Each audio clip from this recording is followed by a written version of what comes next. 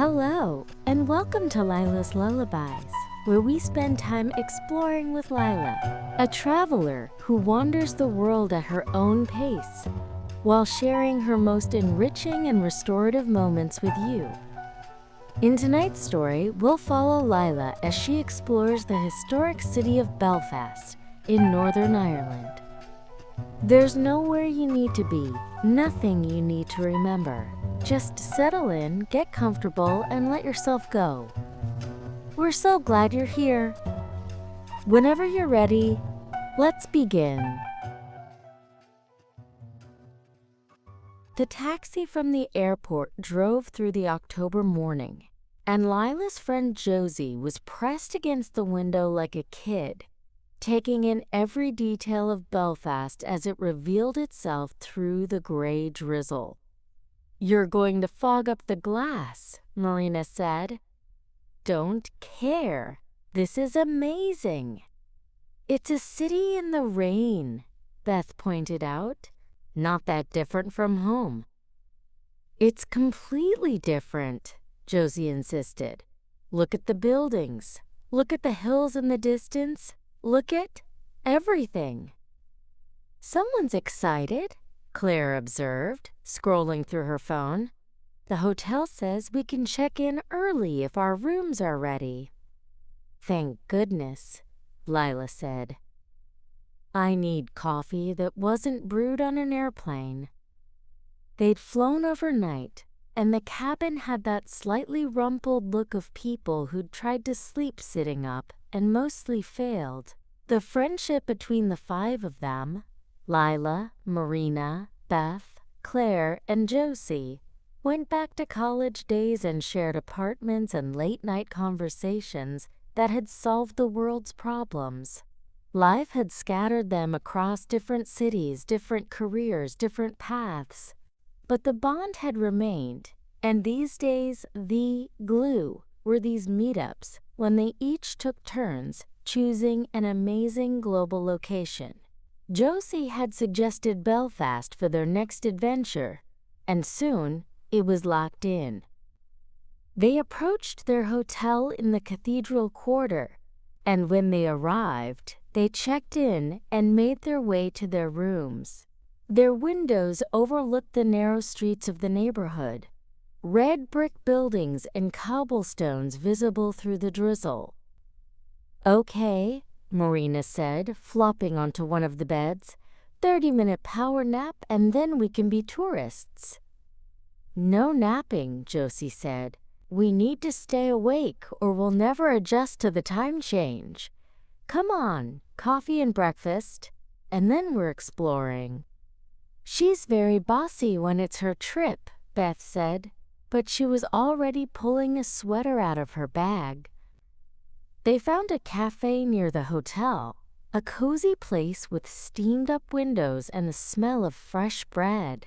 Over coffee and Irish breakfast, eggs and sausages and bacon and black pudding and beans and toast, they planned the day.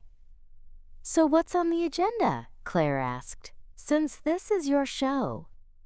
Josie pulled out her phone where she'd made notes. "I want to see the Titanic Museum, definitely. And the Cathedral Quarter. The murals in both neighborhoods. We can do a walking tour. Queen's University area is supposed to be beautiful. The Botanic Gardens. And I found this perfect pub for dinner where they have traditional music." "That's a lot," Marina said. "We can skip stuff if we run out of time. But I've been wanting to come here for, well, forever. So let's see as much as we can." They bundled up against the October weather. The drizzle had stopped, but the air was cool and damp, and they needed layers. Belfast in autumn was gray and green, the hills visible in every direction, the lough stretching away to the east. They started in the Cathedral Quarter itself, wandering the streets near their hotel. The neighborhood was a mix of Victorian warehouses converted to modern uses, cobblestone alleys, street art, and new construction. St. Anne's Cathedral rose up impressively, its architecture a blend of Romanesque and Gothic styles. "Can we go in?" Beth asked. The cathedral was open, and they stepped inside, their voices instinctively dropping to whispers.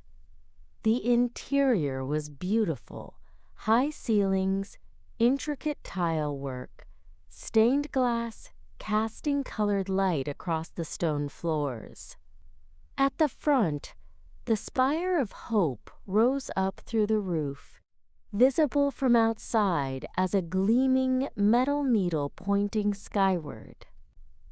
They wandered through the cathedral quietly, and when they emerged back into the gray morning, Josie led them toward the murals. "Belfast is famous for its murals," she explained as they walked. "They started during the Troubles, political statements, territorial markers, memorials. Both sides painted them. Now they're part of the city's history, part of how people understand what happened here." The first murals they encountered were in the cathedral quarter, more artistic, less overtly political than the ones in other neighborhoods. But as they walked west toward the Falls Road area, the murals changed character. These were the famous political murals, enormous paintings on the sides of buildings, depicting historical figures, commemorating events, declaring allegiances. Bobby Sands stared out from one wall. Another showed figures in balaclavas. Another was a memorial to those killed during the Troubles. "This is intense," Marina said quietly. "The Troubles only officially ended in 1998, Josie said. "That's not that long ago. People here remember it, lived through it. These murals are part of that memory." They walked slowly, reading the text on the murals, taking in the images. A local man was walking his dog, and when he noticed them looking at the murals, he paused. "You're visiting?" he asked. "We are," Josie said. "I've wanted to come to Belfast for a long time." Well, you picked an interesting spot. These murals, they tell a story, but it's complicated. Not as simple as good guys and bad guys. It was a civil conflict, neighbor against neighbor sometimes. These days we're trying to move past it, but you can't forget it either. The murals are part of that, remembering but also trying to understand. "Do people still paint new ones?" Claire asked. "Sometimes, though now they're more likely to be about other things: culture, history, identity. Still political, but in different ways. The city's changing, but slowly." They thanked him and continued walking. The rain had started again, just a light mist, and they pulled up their hoods. The peace walls appeared, physical barriers between neighborhoods, built during the Troubles and still standing in places. They were covered in graffiti and messages, some hopeful, some angry, all part of the ongoing conversation about peace and division. "It's strange seeing walls like this in a modern city," Beth said, "like something from history, except it's now." "That's Belfast," Josie said. "The past isn't really past here, it's present." They took a black taxi tour, a local tradition where taxi drivers guided visitors through the history of the Troubles, explaining the murals and the neighborhoods and the complexity of it all. Their driver was in his 60s, old enough to have lived through the worst of it. "I was a teenager during the 70s, he said as he drove. "The violence was terrible. Bombings, shootings, people afraid to go certain places. But we also had normal lives, you understand? We went to school, had friends, fell in love, all of that. The troubles were part of life, but they weren't all of life. He showed them the Shankill Road, explained the differences between Republican and Loyalist murals, pointed out sites where significant events had occurred. His commentary was balanced, acknowledging pain on both sides, refusing simple narratives. "The peace is holding," he said. "It's fragile sometimes, especially with Brexit complications, but it's holding. Most people here just want to get on with their lives, raise their families, have a bit of prosperity. The politics can sort itself out as long as people aren't killing each other." After the taxi tour, they headed to Titanic Belfast, the museum built on the site where the RMS Titanic was constructed. The building itself was striking, angular, and modern, its aluminum panels reflecting the gray sky.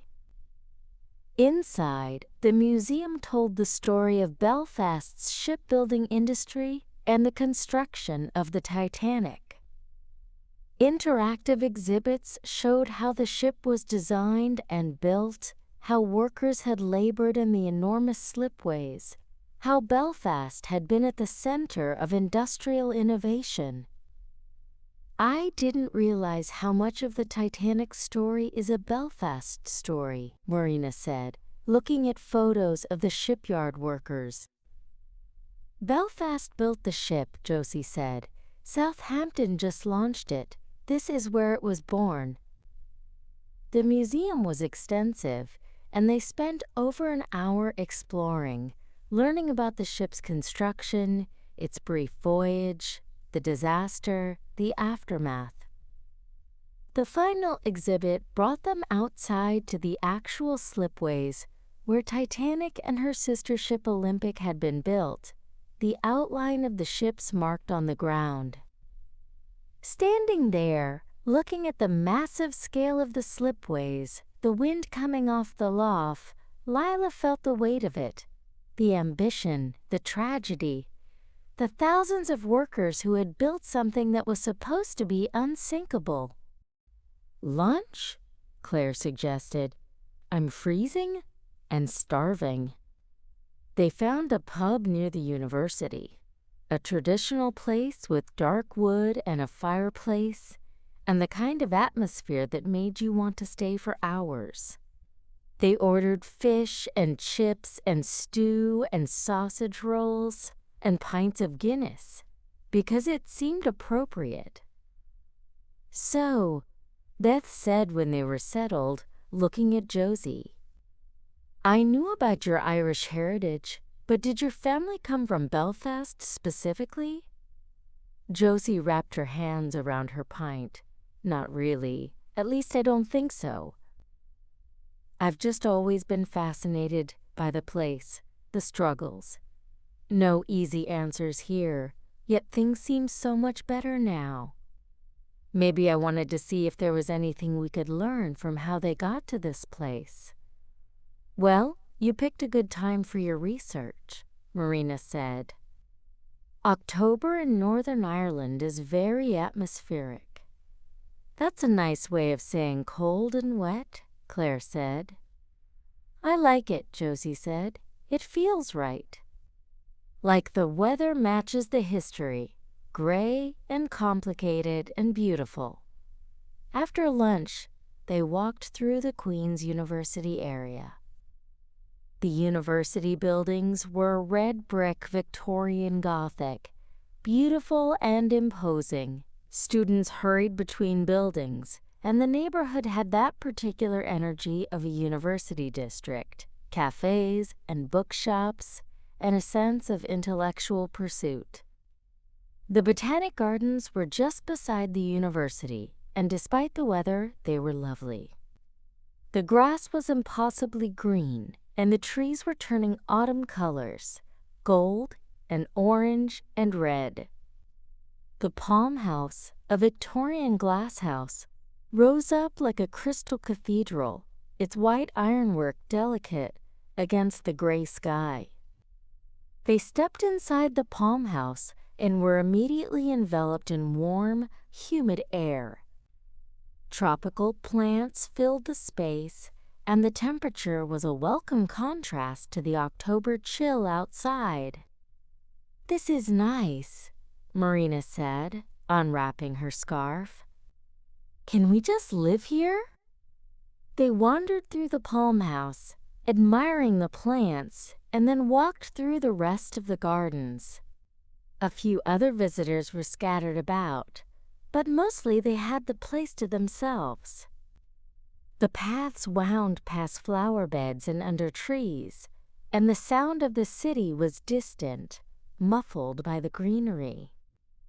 "The Ulster Museum is right here," Josie said, pointing to a building at the edge of the gardens. "We could pop in if people want." They did, spending an hour wandering through exhibits on Irish history, natural history, and art.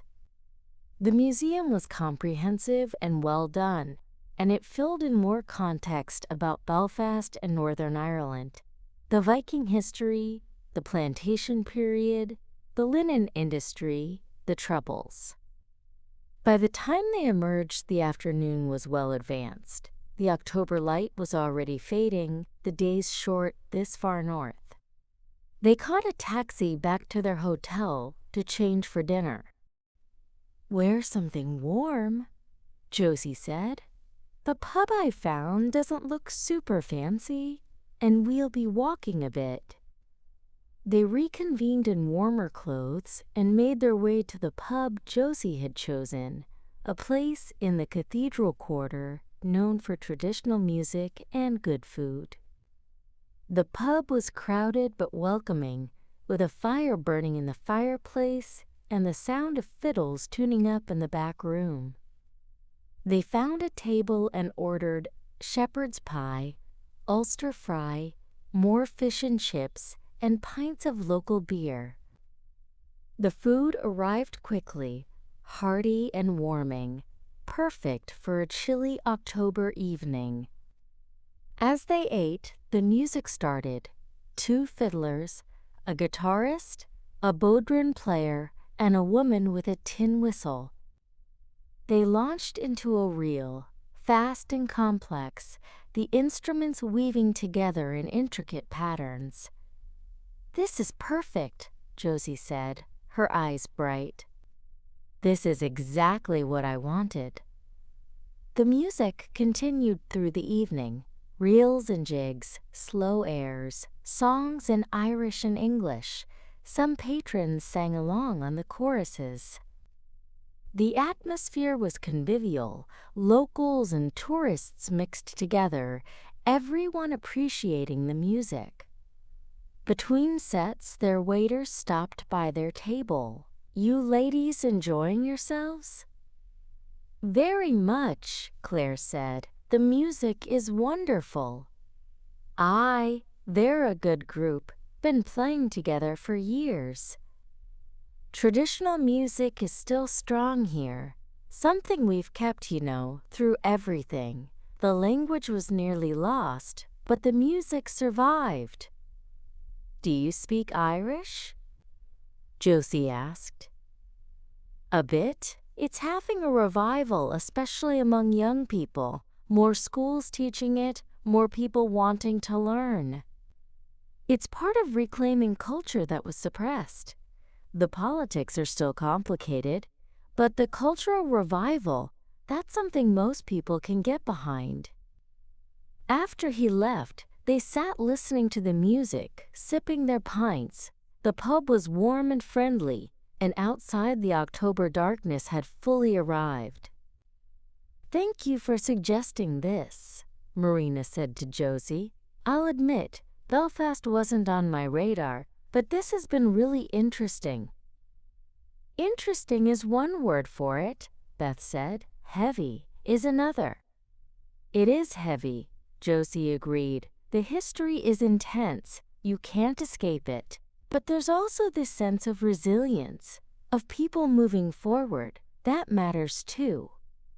"And the music helps," Lyla added.